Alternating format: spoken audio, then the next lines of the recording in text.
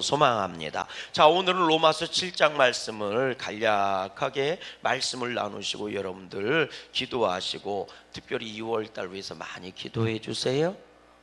일정이 바빠가지고 많이 기도해 주셔야 됩니다. 지방위에서도 기도하셔야 되고, 명절 때문에도 기도하셔야 되고. 할렐루야. 옆사람 인사하십시다. 마음은 원이로되 육신이 약하도다. 어디서 하신 말씀이, 예수님이 골고다 언덕에서 십자가를 앞에 두시고 막 땀방울이 핏방울이 되도록 기도하실 때 제자들한테 부탁하셨단 말이에요. 너희는 1시 동안도 깨어있어 기도해라, 그렇게 부탁을 했는데 3번 다 제자들이 잠들었잖아요. 그때 하신 말씀이거든요. 제자들이 기도를 하고 싶었지만 육신이 많이 피곤했다는 거예요. 그래서 마음엔 원이로되 육신이 약하구나, 이렇게 말씀하세요. 너희들 마음을 안다는 거예요. 근데 육신이 너무 피곤해서 기도를 못 한다는 거지요. 심지어 예수님이 얼마나 울부짖어 기도하셨는지 땀방울이 핏방울이 되는 걸 제자들이 보는 거예요.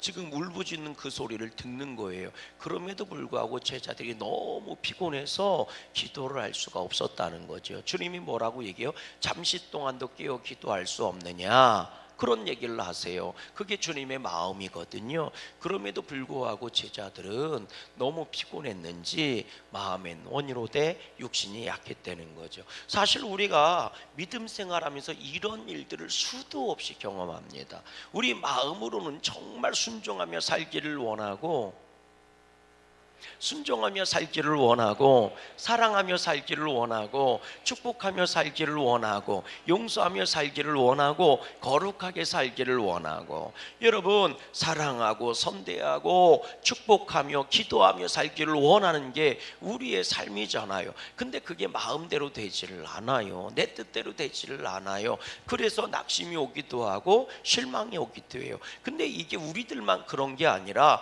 오늘 로마서를 기록하고 있는 바울도 그랬다는 거예요. 내가 믿음으로 의로워지고 내가 믿음으로 하나님의 자녀가 된 줄로 믿어요. 그래서 내가 믿음으로 거룩해지고 의로워졌음에도 불구하고 여전히 내가 죄악 가운데 매여 있는 내 자신을 보고 있는 거예요. 그게 너무너무 괴로운 거예요. 그래서 바울이 뭐라고 얘기하냐면, 우리 이 19절 말씀을 같이 한번 읽어봐요. 뭐라고 되어 있나? 시작. 내가 원하는 바 뭐는 행하지 아니하고 선은 행하지. 여기 선이 뭐예요? 하나님이 기뻐하시는 거, 하나님 나에게 정말 원하시는 거, 그리고 또한 내가 그렇게 살고 싶은 거.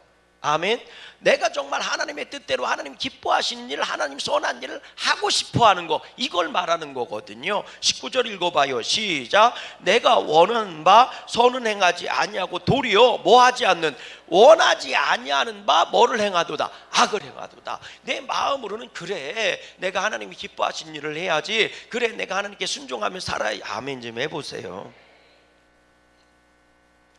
그래 내가 하나님이 기뻐하시는 일을 해야지, 내가 하나님 잘 섬겨야지, 이러면서 말이죠, 마음으로는 선하게 살기로 작정하고 선하게 살고 싶은 거예요. 그런데 내 몸은 뭐를 행하는 거예요? 악을 행하고 있는 거예요. 나타나는 게 악이 나오는 거예요. 바울이 뭐라고 얘기해? 20절 말씀 읽어봐요. 시작. 만일 내가 원하지 아니하는 그것을 하면 이를 행하는 자는 내가 아니요 내 속에 거하는 뭐다? 죄다. 나는 선을 행하기를 원했는데 선이 나와야 되는데 악이 나와요.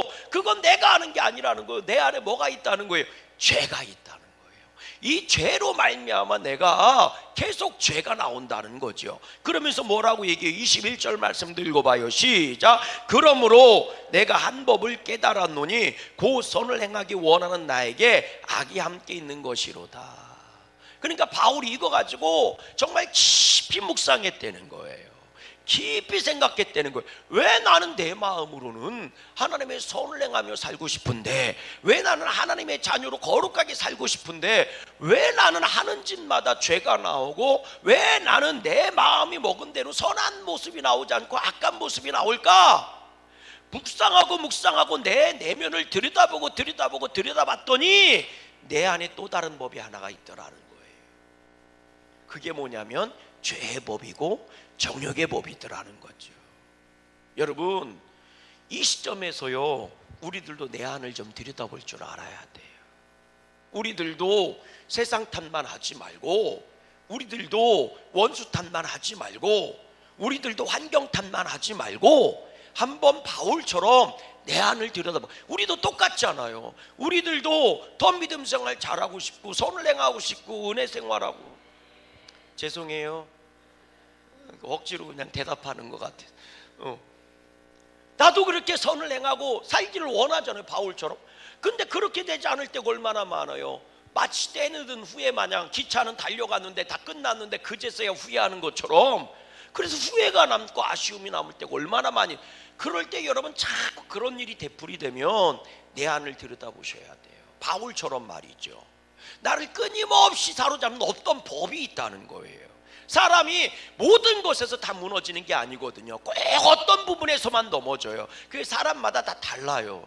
어떤 사람은 자식 때문에만 넘어지는 사람이 있고, 어떤 사람은 돈 얘기만 나오면 무너지는 사람이 있어요. 내 안에 그런 법 때문에 내가 끊임없이 무너지고 넘어지고 있다는 거예요. 그 법이 내 안에 지금 있다, 이걸 깨달았다는 거죠. 그래서 뭐라고 얘기해요? 22절 말씀 시작. 내 속사람으로는 하나님을 즐거워하되, 23절, 내 지체 속에 내 몸 안에 한 다른 법이 내 마음의 법과 싸워 내 지체 속에 있는 죄의 법으로 나를 사로잡는 것을 보는도다. 그러니까 내 안에 두 개의 법이 있다는 거죠. 뭐예요? 하나님의 법을 지키고 싶은 선한 마음, 선한 법, 믿음의 법, 믿음의 마음이 있고, 하나는 죄로 정욕으로 나를 끌고 들어가는 죄의 법이 있다는 거예요. 이게 내 안에서 뭐 한다는 거예요? 싸운다는 거예요. 그리고 결국은 죄의 법이 이겨버린대. 그러니 따라해 봅시다. 죄가 얼마나 센 거예요. 우리도 내가 마음 먹으면 죄를 안 질 수 있을 거라고 생각하죠. 내가 수도 없이 결단해도 소용이 없어요. 수도 없이 길을 써도 소용이 없어요.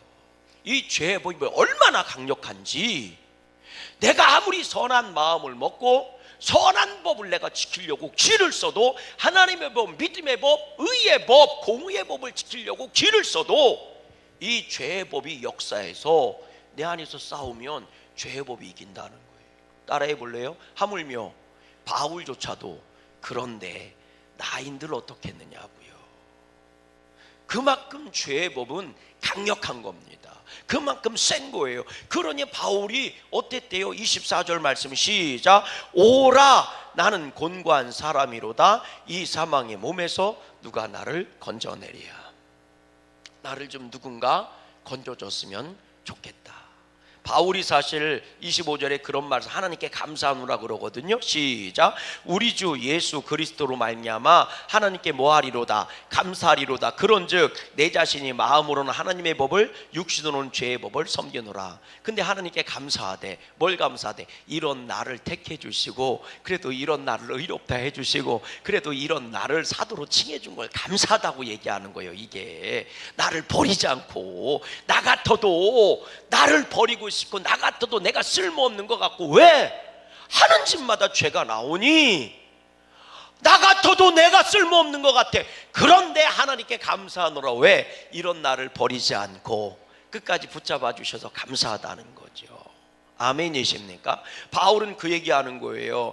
우리한테 하나님이 주신 율법이 있지 않냐? 율법을 따라 살면 되지 않냐? 율법으로 죄를 깨닫고 율법으로 선을 행하면 될 거 아니냐? 이렇게 유대인들이 얘기한다는 거죠. 근데 그게 아니라는 거예요. 바울이 경험해 보니까 바울의 갈등이 여기에 있는 거예요. 읽어보세요. 뭐라고 돼 있나? 우리 5절 말씀 읽어보세요. 5절입니다. 5절 시작.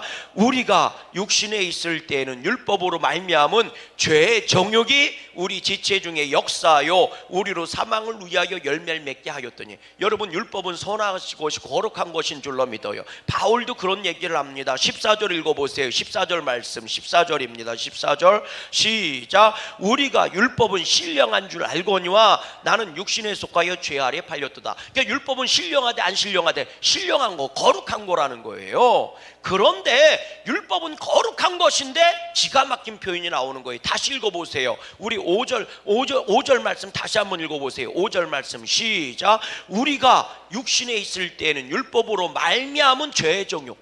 율법으로 말미암은 죄의 정욕이래.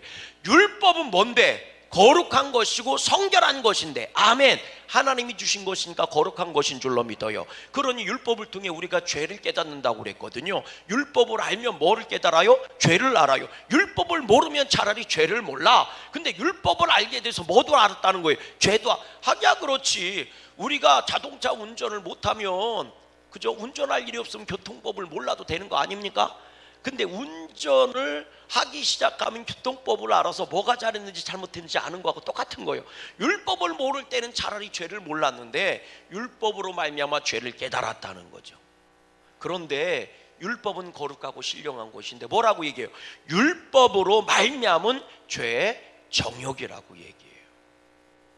이게 무슨 얘기냐면 이런 얘기입니다. 율법으로 말미암은 죄의 정욕이 우리 지체 중에 역사하여 우리로 사망을 위하여 열매 맺게 하였도다. 율법은 거룩한 것인데 내가 육체 가운데 거하며 율법을 받았더니 율법으로 말미암은 죄의 정욕이 생겼다는 거예요.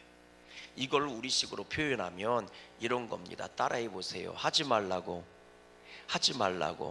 자꾸 하면 하고 싶어진대요. 먹지 말라고 자꾸 그러면 뭐예요?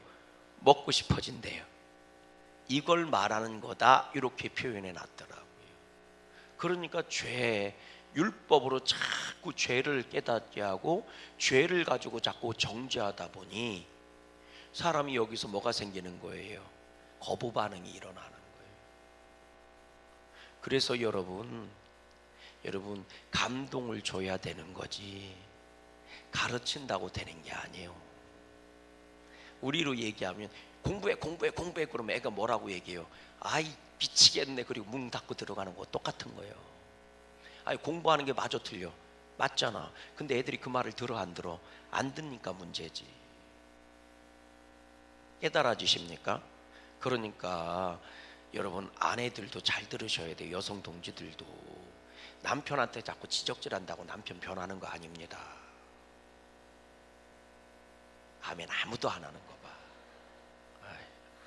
참, 남편이 지적질한다고 아내가 변할 것 같아요? 생각해봐. 내 배아파 난 자식도 내 말을 안 들어 처먹는데 뭔 얘기인지 아세요? 하물며 응? 내가 좋아서 결혼한 그 남자가 내 말을 들을 것 같아? 아유 웃긴 소리 하지 마세요. 별별 소리 해도 안 돼. 그런데 자꾸 내가 몇 번이나 얘기했는데 왜 그러냐 자꾸 그런다고. 그러니까 남자는 백날 얘기해봐라 내가 들어 처먹나 그렇게 얘기하는 거예요. 아니 생각해봐. 율법처럼 거룩하고 신령한 것으로 얘기해도 율법으로 말미암는 죄의 정욕이 이 안에서 일어나서 오히려 죄를 진다는데 무슨 얘기인지 아세요? 그러니까 우리가 여러분 지혜로워야 돼요. 그러니까 너 왜 교회 안 나왔어? 속죄비에 나와야지. 왜 안 나왔어? 나와야지. 자꾸 이런다고 그 사람이 나오는 거 아닙니다. 그거 한두 번이지. 잔소리로는 사람을 변화시킬 수가 없습니다. 정죄하는 것은 사람을 변화시킬 수가 없어요. 여러분 또 읽어보세요. 뭐라고 돼 있나? 8절 말씀도 읽어보세요. 8절입니다. 시작.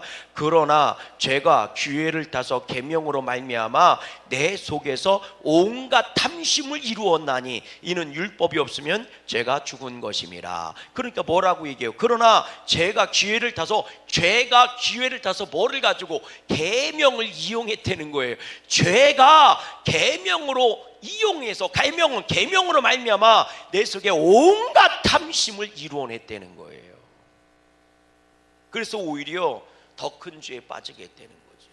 여러분 성경에 보면 이런 얘기가 실제로 나와요. 어디에 나와요? 바리새인들 얘기입니다. 사두개인들 얘기예요. 오히려 더 큰 죄를 범하기 시작하잖아요. 오히려 말씀을 갖고 자기를 합리화시키기 시작하잖아요. 그러면서 더 큰 죄에 빠지기 시작한다는 거죠. 죄가 그러니까 계명을 이용하는 거예요, 안 이용하는 거예요? 이용하는 거라는 거죠. 그러면서 뭐라고 얘기해요? 11절 말씀도 또 읽어보세요. 시작. 죄가 기회를 타서 계명으로 말미암아 나를 속이고 그곳서 나를 죽였느니라. 계명을 이용해서 나를 뭐했대? 속였대. 그리고 나를 죽게 했다는 거예요. 계명은 거룩한 것인데 아멘이십니까? 그러니까 따라하십시다. 계명을 죄가 이용하지 못하게 하세요. 계명을 죄가 이용하면 정죄가 되는 겁니다. 그리고 정죄는 그렇지 아니하지 말아야 할 것입니다. 그 심판은 하나님의 주권이지 우리의 판단이 아니라는 거지요. 할렐루야. 그러니까 이 계명을 죄가 붙잡고 죽여버린다는 거예요. 결국은 어떻게 시작해요? 계명으로 말미암아, 율법으로 말미암아 내 안에 정욕이 일어나고, 율법은 거룩한 곳인데 또 이런 일이 벌어진다는 거죠. 죄가 계명을 이용해서 나로 하여금 죄의 열매를 맺게 하고, 결국은 그 죄가 계명을 이용해서 나를 죽이게 한다는 거죠. 그러니 계명을 안다고, 율법을 안다고 내가 죄를 이기는 게 아니라는 거예요. 따라해 보십시다. 내가 알고 있다고 행하는 건 아닙니다. 내 힘대로 되는 게 아니라는 거예요. 바울이 그 얘기를 해주고 있는 거죠. 나는 정말 믿음으로 의로워지고 하나님의 자녀가 됐음에 불구하고 죄를 짓지 말고 의를 행해야 되는데 자꾸 죄를 짓는 내 자신을 보는 거예요. 여러분, 우리들도 똑같지 않습니까? 은혜 받아도 그때뿐인 것 같고, 믿음 생활 이렇게 하면 안 되는데 그렇게 하고 있고, 그러니까 끊임없이 회개만 하고 있고, 바울이 그 얘기를 그대로 다뤄주고 있는 거예요. 그런데 자기가 가만히 그 말씀을 묵상해 보니까 내 안에 죄의 법이 있더라는 거죠. 율법대로 살려고, 율법을 이루려고, 하나님의 말씀을 이루려고 길을 썼는데 오히려 이 죄로 말미암아 나를 정욕에 빠지게 하고 죄의 열매를 하게 하고 나를 사망 권세로 사로잡게 하게. 그럼에도 불구하고 하나님이 나를 죽이지 않고 심판하지 않고 여전히 나를 택해 주셔서 의롭게 해주시니 하나님 감사합니다.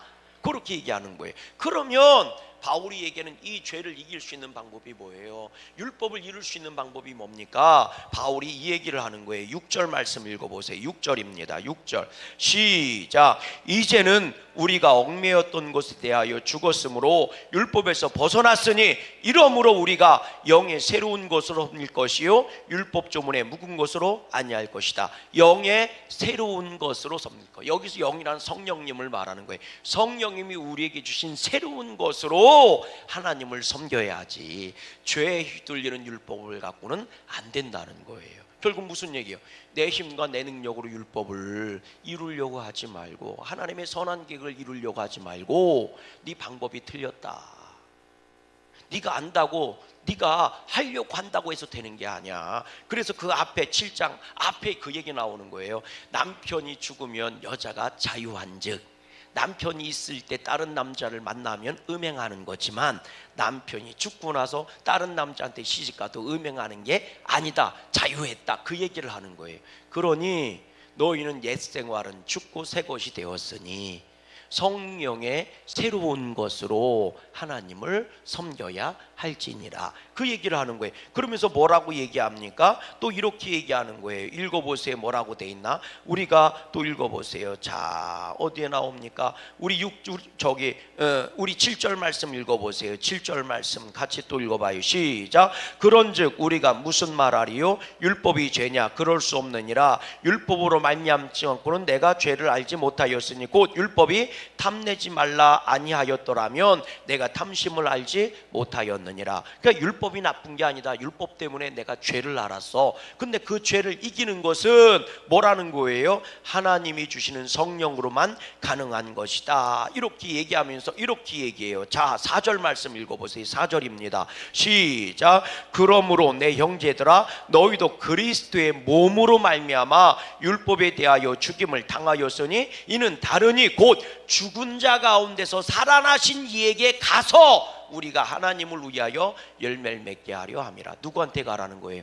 예수님한테 가라는 거예요. 죽었다 살아나시니 그분한테 가라. 네가 율법으로 말미암아 죄를 알아서 율법으로 죄를 이기고 네 힘으로 죄를 이기려고 하면 결국 너는 실패할 수밖에 없다. 그러니 누구에게 가라? 죽었다 살아나시니 우리를 율법으로부터 자유하게 하신 그분께 가라. 죄로부터 자유하게 하신 그분께 가라. 그분께서 주시는 성령 안에서 새로운 것으로 하나님을 섬겨라. 그러면서 8장 1절에도 얘기하는 거예요. 내가 그리스도 예수 안에 있는 자에는 결코 정죄함이 없다. 왠 줄 아느냐? 생명의 성령의 법이 너희를 해방하였기 때문이다. 그래서 생명의 법으로 들어가고 성령의 법으로 들어가라. 이렇게 얘기해 주고 있는 거예요. 여러분, 내 힘으로 믿음 생활할 수 있는 거 아닙니다. 우리가 믿음 생활 아멘으로 시작해서 순종하며 살다가 할렐루야로 끝나는 줄로 믿어요. 근데 아멘조차도 성경은 뭐라고 얘기해요? 성령님이 도와주시지 않고는 주를 주로 시인할 수도 없고 아멘할 수도 없다는 거예요. 여러분, 순종도 똑같아요. 성령님이 도와주시지 않으면 우리가 순종할 수가 없습니다. 우리들이 끊임없이 믿음 생활하면서 실패하는 이유가 여기 있는 거예요. 내 힘으로 믿음 생활하려고 하지 마시고 주님 안에서 주님을 만나시고 주님을 찾아가시고 주님이 주시는 성령의 능력으로 믿음 생활을 해야 합니다. 그럴 때 우리는 능히 이길 수 있는 거예요. 오늘 그런 믿음의 은혜가 저와 여러분들 가운데 충만할 수 있기를 주님의 이름으로 간절히 소망합니다. 옆 사람 인사하시고